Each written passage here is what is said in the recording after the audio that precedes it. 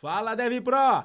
Renzo Nutitelli aqui na área. É o seguinte, olha, se você quer ser um programador web, seja front-end ou back-end, você precisa saber todos os detalhes de um formulário HTML. Ao final dessa aula você vai conseguir responder as seguintes perguntas: como é que eu defino um formulário HTML com seus dados? Como é que eu posso enviar esses dados para um servidor? Quais verbos HTTP eu posso utilizar para enviar esses dados? Qual a diferença entre esses verbos? E quando é que eu tenho que utilizar um verbo ou outro? Então, se você não sabe a resposta para alguma dessas perguntas, fique aqui comigo nessa videoaula. Bora para a vinheta! Fala DevPro! Seguinte, ó, se você tá com muita dúvida na hora de estudar programação, eu te indico a comunidade DevPro, que o link tá aqui na descrição desse vídeo.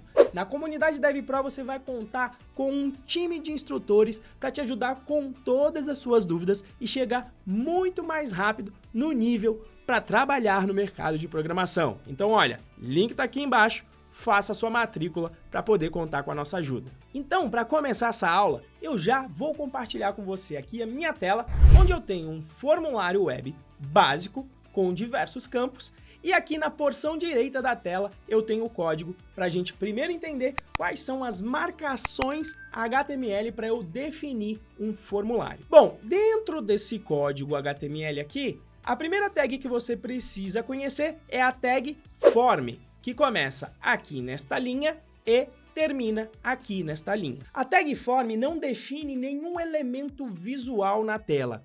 Ela vai servir apenas para você agrupar um conjunto de dados que você vai enviar para o servidor através da internet. Então, normalmente dentro deste formulário, você vai ter elementos visuais que representam as formas com que o usuário vai enviar esses dados para o servidor. Vamos dar uma olhada aqui, ó. Primeiro aqui é só o título do formulário, que nem dentro da tag form está. Depois nós vamos para os campos. Então, o primeiro dos campos que a gente vai ver é um campo de texto livre. Aqui, olha, o nome. Veja que eu defini a tag input. Esta tag, ela não tem uma tag de fechamento. Quando eu não tenho essa tag de fechamento, a boa prática é você colocar a barra aqui antes do sinal de maior. E aqui eu defini o tipo deste input. Tradução de input do inglês, entrada, ou seja, entrada de dados. Então, nesse tipo de campo aqui, eu posso escrever qualquer tipo de texto livre que eu desejar, inclusive aqui números, tá? Então, eu posso colocar aqui Renzo Nutitelli 2. Essa tag input possui vários tipos que você pode pesquisar na internet, mas aqui eu trago alguns como exemplo. O segundo aqui eu coloquei a idade com o tipo number, que do inglês vem de número. Ou seja, eu vou clicar aqui nesse campo e veja que eu não consigo digitar letras. Eu só posso digitar números, e inclusive ele já me dá essa interface aqui por padrão, olha, que diminui em uma unidade esse número e aumenta aqui em cima. E isso eu não fiz nada. Quem está renderizando esse componente é o navegador. Eu não pedi para ele fazer isso, ele faz isso por padrão, porque eu utilizei o input do tipo number. Outro tipo de input muito comum na internet é você colocar um e-mail. E existe aqui o tipo de input chamado e-mail. Quando você usa esse tipo de input, o navegador vai validar esse campo para você. Olha, eu vou sair daqui antes de colocar o arroba. Então veja só, eu vou tentar enviar aqui esse formulário, olha o que vai acontecer. Ele já fez uma validação porque eu disse que esse campo era do tipo e-mail e ele sabe que isso aqui não é um e-mail válido. Ele está esperando alguma coisa como @.com. E agora sim, se eu tentar enviar, vai funcionar. E de fato funcionou, apesar dele ter apagado aqui os meus dados. Eu vou clicar em voltar para ele voltar com os dados aqui. O último tipo aqui que eu vou te mostrar de input é o tipo password, o tipo senha. Esse também é um campo muito comum de formulários, onde ele não vai te mostrar quais são os elementos, mas ele vai colocar aqui essas bolinhas, dependendo do navegador que você utilizar. Esse daqui é o padrão do Chrome. Além da tag input, existem outros componentes que você utiliza para obter dados do usuário. Um exemplo desse tipo de componente é o tipo radio. Como que funciona esse tipo radio? Você vai poder escolher apenas uma das opções que utilizem esse tipo de input. E como que ele vai saber que os inputs estão conectados? Porque você vai utilizar o atributo name, que vem de nome no inglês, e utilizar aqui o mesmo valor para várias opções disponíveis aqui para escolha. No caso, nacionalidade com valor brasileira ou outra. Veja que quando eu clicar na opção brasileira, fica aqui marcado como azul, e se eu mudar para outra, ele desmarca a brasileira. Ou seja, todos os meus radios que tiverem o nome nacionalidade terão a restrição de que apenas uma dessas opções vai poder ser escolhida. Mas essa versão de Radio Button, ela é muito utilizada quando você tem poucas opções, no caso aqui, só duas.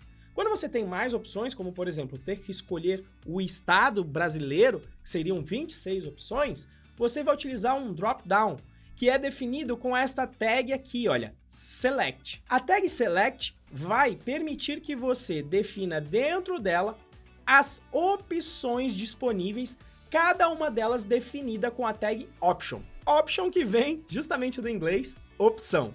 Então eu tenho aqui 3 opções disponíveis, São Paulo, Rio de Janeiro e Minas Gerais. Veja que quando eu clico no drop-down, ele me apresenta uma dessas opções aqui para eu escolher. Para finalizar o conjunto principal de componentes de entradas de dados, eu quero te mostrar o Checkbox.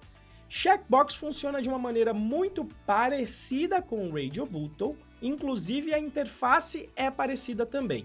Eu vou colocar um input e eu vou escolher aqui o Type Checkbox. Todos os checkbox que tiverem para atributo name o mesmo valor, no caso aqui preferências, estão conectados. A diferença deste componente para o Radio Button é que você pode escolher mais de um. Então, se eu tiver 5 opções, você vai poder escolher todas elas aqui. Então, neste momento, a gente consegue responder a primeira pergunta que eu apresentei no início desse vídeo. Como é que eu defino os dados em um formulário HTML? Tag form com demais componentes que eu te mostrei aqui. Existem diversos outros, mas cabe a você estudar um pouquinho quais são as outras opções. Mas esses daqui são os principais tipos que todo Dev Web precisa conhecer. Mas agora que você sabe como funciona essa parte visual, chegou a hora de entender como é que esses dados são enviados para o servidor.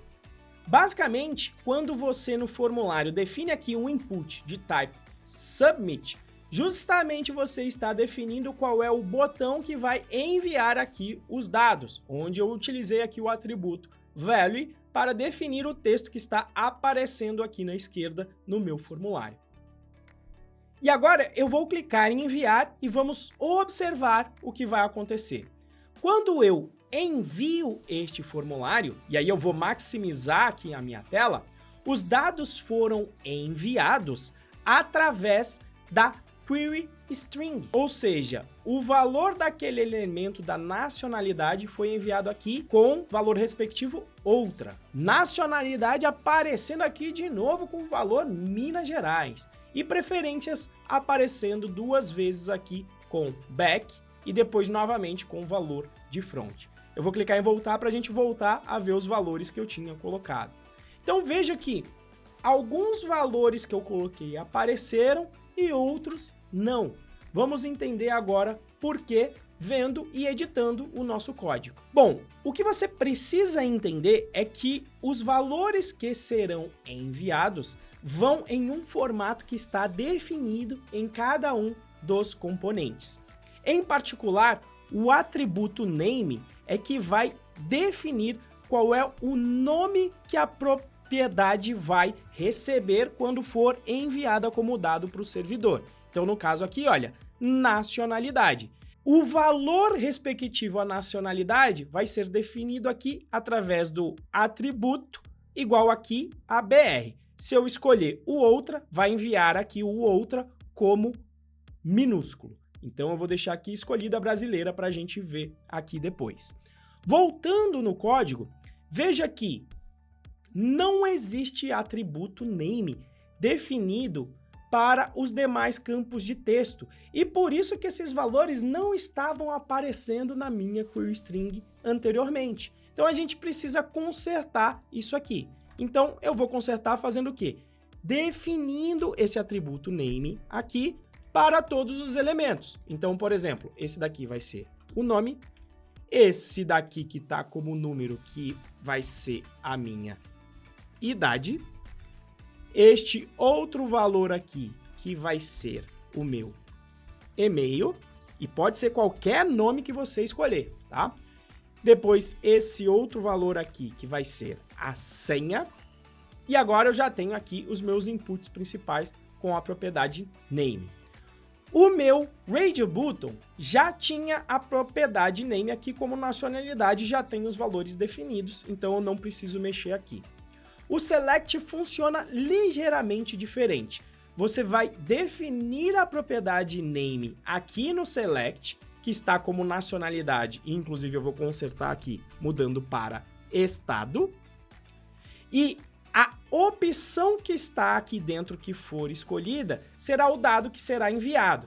Detalhe, São Paulo é o nome que aparece aqui quando eu clico no meu drop-down. Só que o valor que vai ser enviado quando eu escolher São Paulo será o valor que está presente nesse atributo aqui dessa opção, que no caso aqui, olha, SP. Por fim, o meu checkbox já está com o nome de propriedade ok, que é o preferências, com back e com front-end. Para que essas mudanças que eu fiz se reflitam na tela, eu preciso atualizar aqui o meu formulário e eu vou perder aqui alguns dados, não tem problema. Idade 12, e-mail renzo@dev.pro.br, senha 123, nacionalidade brasileira, estado São Paulo, vou marcar o back e o front-end e vou clicar em enviar. Agora, investigue aqui comigo a query string. Olha lá, valor nome que nós demos aqui para este primeiro campo, Renzo, idade 12, e-mail, Renzo. E veja que tem um caractere aqui estranho, mas é porque não pode o arroba aqui, ele codificou, mas o servidor vai entender isso aqui como arroba. Então, dev.pro.br, senha igual a 123, nacionalidade igual a BR, estado igual a São Paulo, preferências igual a back-end e repetindo preferências porque este é um checkbox, front-end também. Então, a partir deste momento, você sabe uma das formas pelas quais eu estou enviando esses dados para o servidor. Só que, para onde é que esses dados estão sendo enviados? A gente ainda não respondeu essa pergunta e é o que a gente vai fazer agora. Olhando o nosso código-fonte, eu não defini nenhum atributo na minha tag form aqui. Quando eu não faço isso, ele vai enviar esses dados exatamente para o mesmo servidor IPF que eu estou acessando esta página aqui. Como essa página está local no meu computador, ela está nesse endereço aqui. Então, quando eu cliquei, ele me enviou para esse endereço padrão.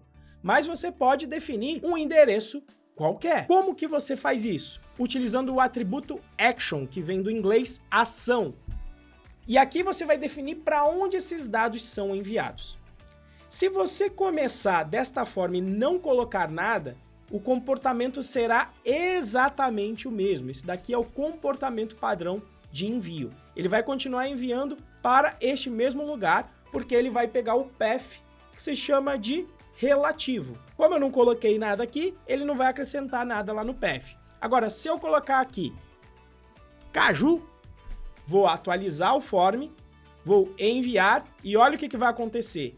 Ele colocou no chamado path relativo, ou seja, pegou o path excluindo o endereço do meu arquivo de HTML e trocando por Caju. Então é assim que eu escolho para onde esses dados serão enviados. Eu poderia aqui até colocar um endereço mesmo, https://google.com, atualizo aqui o meu formulário, quando eu envio, olha, vou chegar lá no meu Google, onde ele realmente enviou os dados aqui. Então eu vou deixar aqui explicitamente para ele enviar para o mesmo endereço, vou atualizar aqui o meu formulário, enviar novamente e agora voltamos ao formato original de envio do meu formulário. Por fim, esta forma de envio de dados utiliza um chamado verbo HTTP. Verbos HTTP servem para você deixar claro qual é a sua intenção com o envio dos seus dados e existem vários deles. Nessa aula aqui, você só precisa saber que existem dois: o verbo HTTP do tipo GET e o verbo HTTP do tipo POST. Se você não definir nada em um formulário, por padrão, os dados serão enviados através do método GET. Para definir explicitamente esse método aqui, eu vou escrever method igual a, e aí eu vou escolher método GET. Eu vou atualizar aqui o formulário do lado, vou enviar e veja que o efeito é exatamente o mesmo. A outra forma de enviar, então, este formulário é através de uma chamada do verbo HTTP do tipo POST.